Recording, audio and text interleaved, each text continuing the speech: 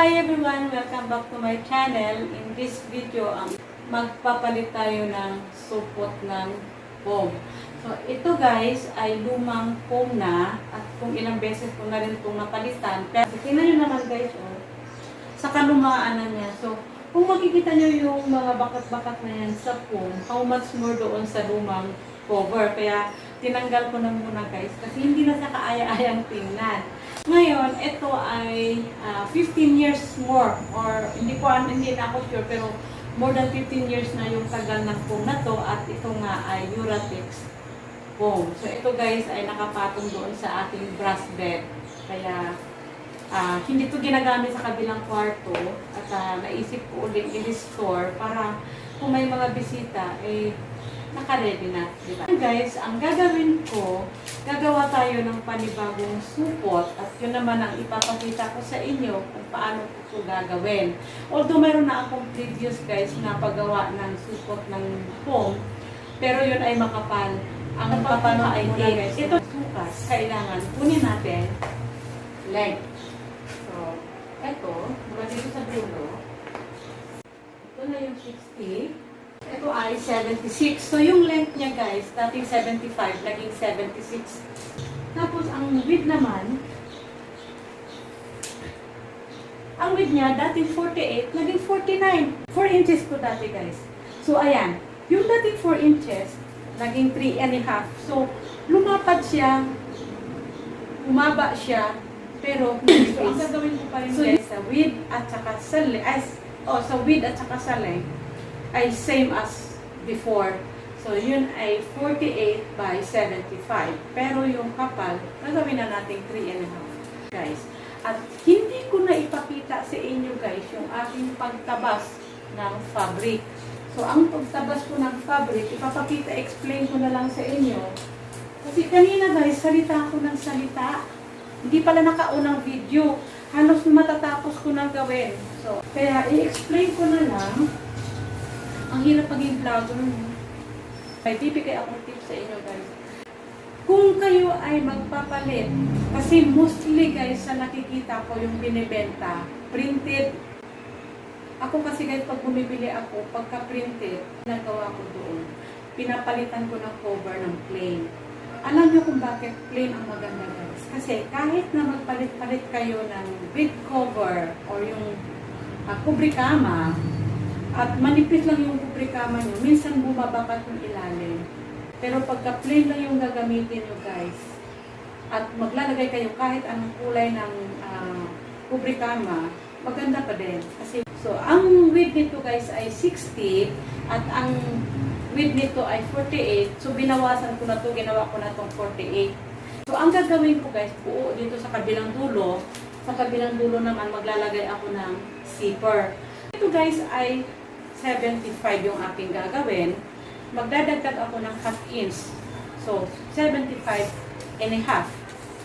Kukuha muna tayo guys ng 75.5.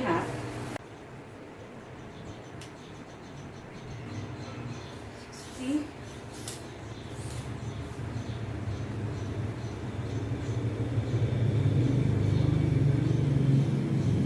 So, ito na guys yung para dito. So, yung sa side at saka yung kabila, ganito naman. Para ma-balance natin. Yung ating kapal ay 3.5, hahatiin natin yun ng 1 3/4. So, yung 1 3/4 na yun guys, idadagdag muna natin dito ng ganyan bago natin i-fold. So, ayan. I-fold natin yan. Kailangan magpantay itong dalawa. Ayan. So, ayan guys. Ibig sabihin, kasi ito nga ay natabas ko na, kaya ina-explain ko lang sa inyo. So, yun yung magiging total. Ayan. Kasama na dito yung kabilang dulo. So, ngayon, paano yung dito sa both sides? Ayan. So, ang gagawin natin dyan guys. So, babawasan natin to guys ng 10 inches. Ang total nito ay 75. Magiging 65 na lang. So, bakit nagbawas ako dito ng 10 inches? Yun ay para sa zipper. Buo kasi yun guys, diretso. So, dito lang tayo mag-joining sa 65. Ngayon, ang gagawin natin, gagawa tayo ng 4.5 by 65 plus 1 inch na sewing allowance. Kasi half inch dito, half inch din dito. So, magiging 1 inch. 65 plus 1 inch is 66. Yun muna yung unang putol natin, guys, by 4.5. Kasi, 4.5 dahil 3.5 na lang yung kapal ng foam. So, 1/2 inch din yung allowance both sides. So, ganito yung susukatin natin. Although ito, guys, nahati ko na, pero hindi ko pa napuputol. Tatawa tayo dito ngayon ng 66 kasi 65 plus 1 inch. Putulin natin.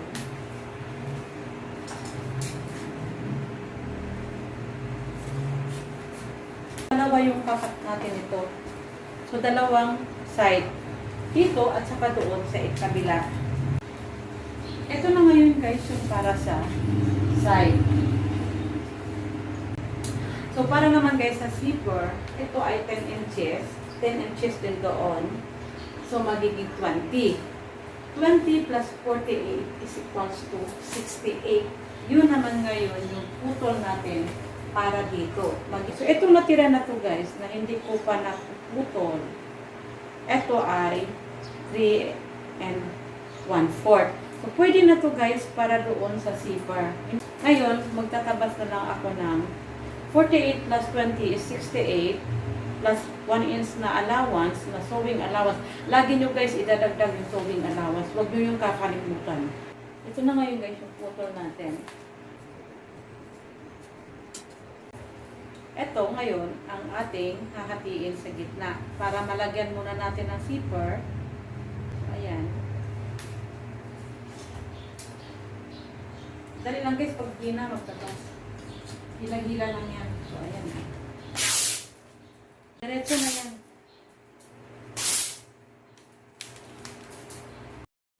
So, eto, guys. Ayan. Kakabit muna natin yung una. 3/4 yung ating allowance dito. Kakabit natin na naka-overlap yung zipper or nakatago yung pinaka-zipper. At kailangan, guys, hindi masyadong malapad yung ating pasada. So, yung ating zipper po, ipapatong natin dito para maliit lang yung pasada natin. Pero, iwasan din natin makain yung pinaka-zipper.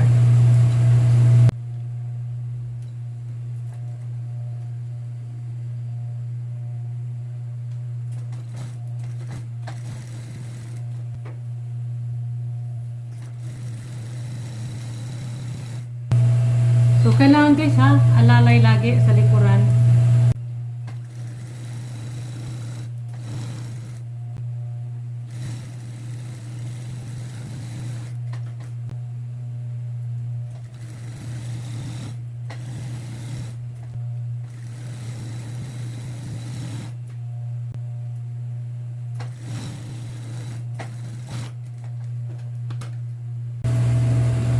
Ayan, guys, naikabit na natin yung kabilang side. Next naman ay yung ito namang side. Ay dito naman, guys, 3/4 pa rin yung ating sewing allowance. Ayan. Pero dito natin ibibingit lang natin dito sa pinaka zipper.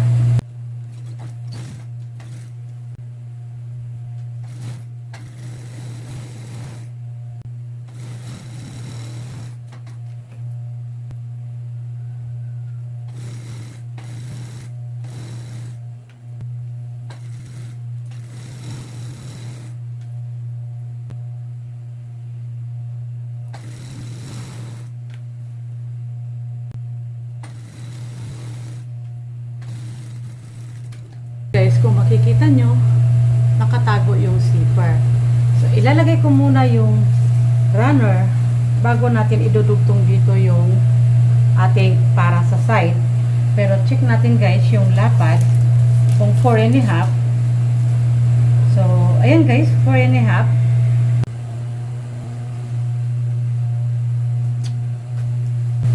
Ngayon, ito, guys, idudugtong natin to magkabila ang dulo.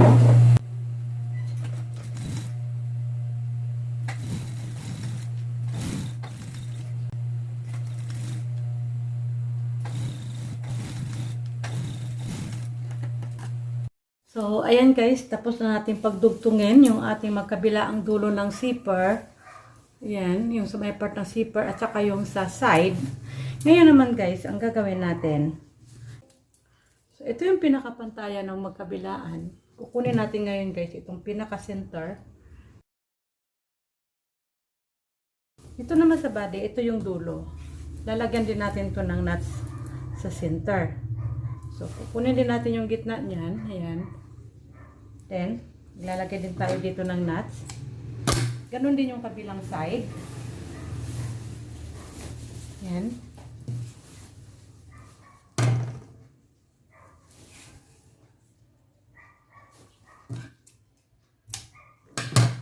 So, mayroon na tayong nuts niyan guys.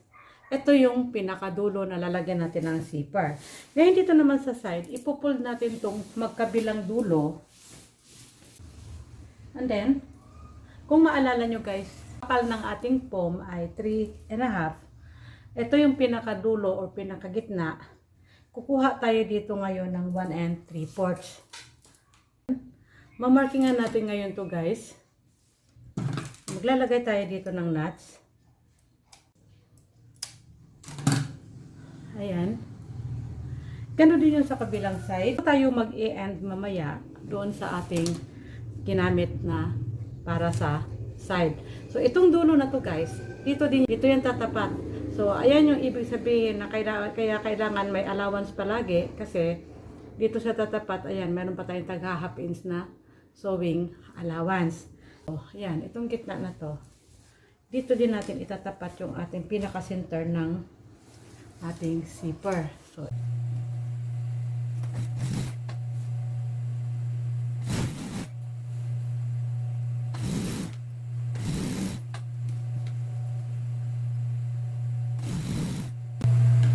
inanats natin to guys dito.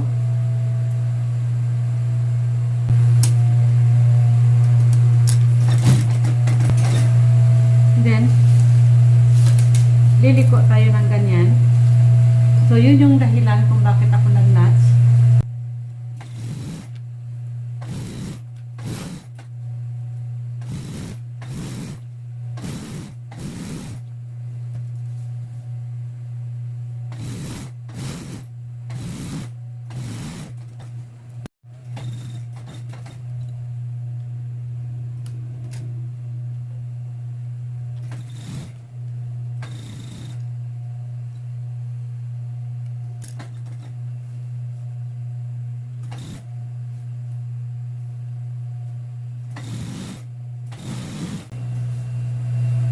Ayan guys, yung pinakadulo.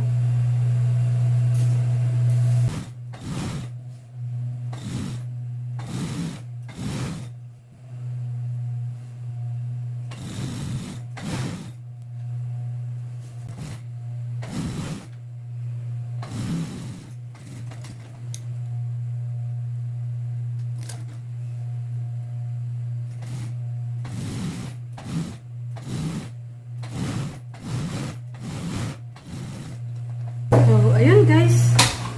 Yari na yung aking ginawang supot ng 48 inches by 76 by 3.5 na foam. So, ayan guys, yung mabilaang dulo, kung makikita nyo. Pareho din yan dito guys. Ayan. So, pagka inopen natin yan, kaya ako naglalagay ng ganito guys. Oh. Kaya ako nilalagyan ng ganito para pagka binaliktad natin, maganda yung kanto. So, ayan.